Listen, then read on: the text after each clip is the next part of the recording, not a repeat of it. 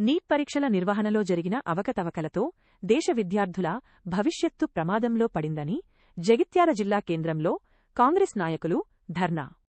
ప్రధాని నరేంద్ర మోదీ కేంద్ర విద్యాశాఖ మంత్రి ధర్మేంద్ర ప్రధాన్ నైతిక బాధ్యత వహించి వెంటనే రాజీనామా చేయాలని డిమాండ్ చేశారు.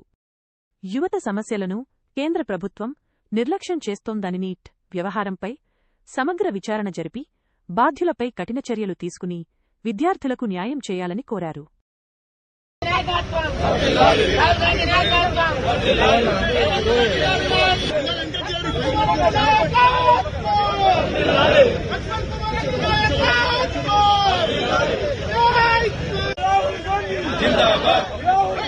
जिंदाबाद बीजेपी पालना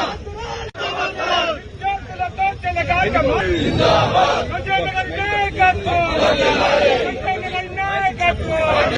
जिंदाबाद